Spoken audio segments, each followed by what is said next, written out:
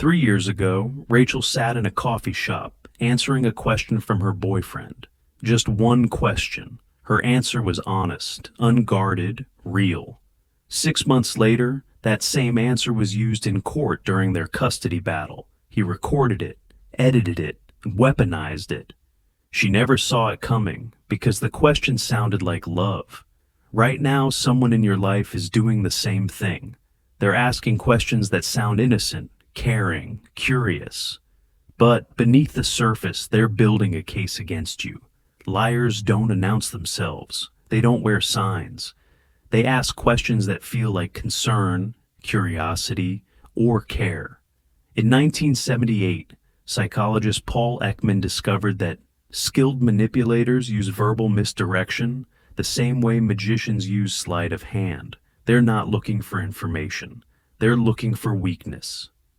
Today we're breaking down the 5 questions manipulators ask to control you. By the end, you'll recognize the trap before you fall into it. The question sounds caring. Someone notices you're quiet, withdrawn. They lean in. What's wrong? Your first instinct is to trust it. Someone cares enough to ask. But watch what happens next. You open up. You share something real, something vulnerable. And suddenly, that vulnerability becomes ammunition. Psychologists call this vulnerability harvesting. The manipulator isn't asking because they care. They're asking because emotional exposure creates dependency. Once you've revealed your wound, they know exactly where to press when they need to control you. A real example. Sarah told her coworker she was struggling with anxiety about a project. 2 weeks later, during a team meeting, that same coworker questioned her ability to handle stress in front of their boss. The question wasn't support, it was reconnaissance. Here's how to spot it. If someone asks what's wrong, but never follows up with genuine help, never checks in later, or uses your answer against you, they were never concerned. They were collecting data. This one flips the script entirely. Suddenly you're the problem. You hesitate to share something private. You set a boundary. You say no. And they respond with, "Don't you trust me?" Now you're defending yourself. Now you're the one who looks suspicious, cold, unreasonable.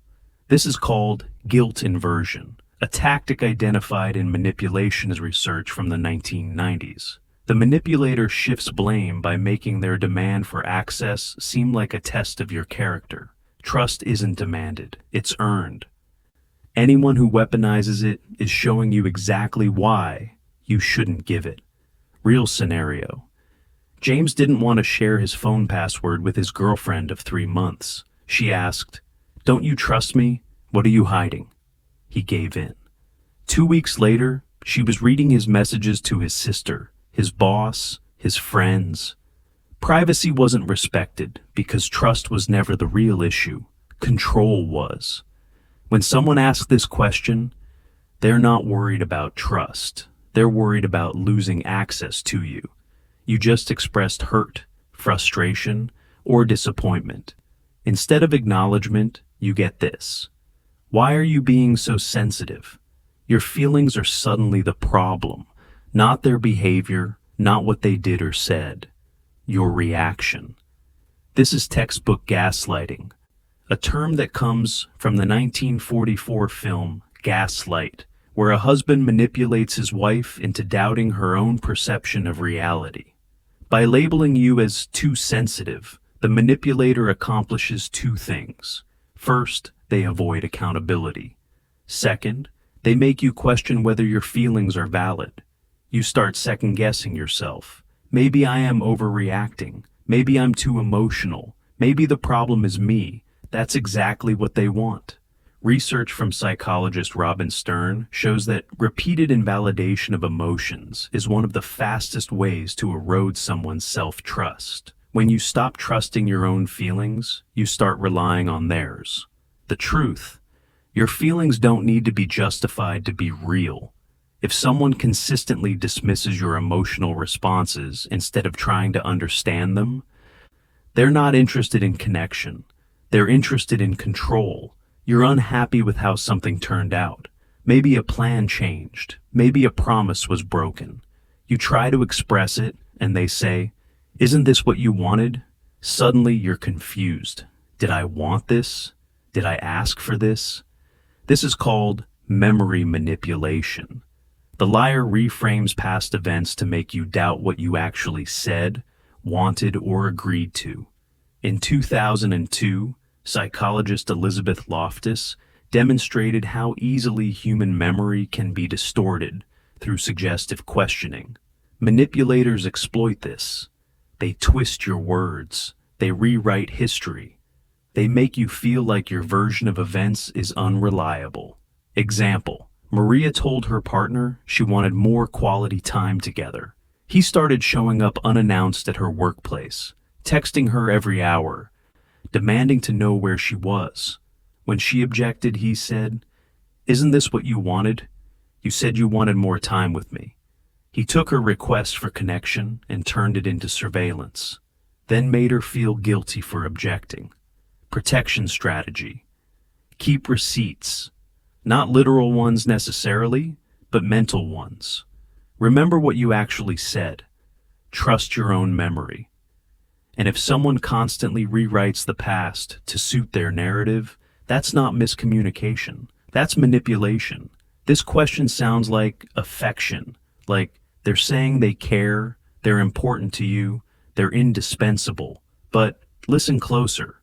It's not actually about love. It's about dependency. They're planting a seed. The seed is this: you need me. You can't function without me. You'd be lost if I left. Psychologists call this learned helplessness, a concept discovered by Martin Seligman in 1967.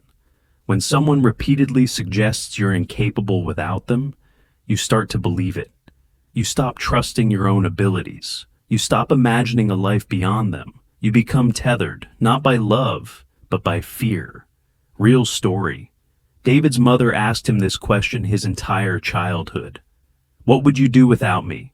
She said it when he struggled with homework, when he faced social problems, when he talked about moving away for college. By the time he was 25, he was still living at home, still financially dependent, still unable to make decisions without her approval. Not because he was incapable, because he'd been conditioned to believe he was. The truth: healthy relationships build you up. They make you more confident, more capable, more yourself. Manipulative ones make you smaller. They convince you that independence is impossible. If someone keeps asking what you do without them, they're not expressing love. They're expressing fear that you'll realize the answer is just fine. These 5 questions aren't always manipulation. Context matters. Tone matters. Patterns matter. But if you hear them repeatedly, if they're followed by control, guilt, or confusion, pay attention. Your instincts are trying to tell you something. Manipulation works because it disguises itself as care. It hides in questions that sound reasonable, loving, or concerned. The antidote is awareness. Once you see the pattern, it loses its power. You stop giving answers that become weapons. You stop defending yourself when you've done nothing wrong. You stop shrinking to make someone else feel bigger. So here's what I want you to think about. Have you heard these questions before? And more importantly, how did you feel after answering them? Not what you thought, how you felt. Because your body knows the difference between genuine concern and something darker. Trust that.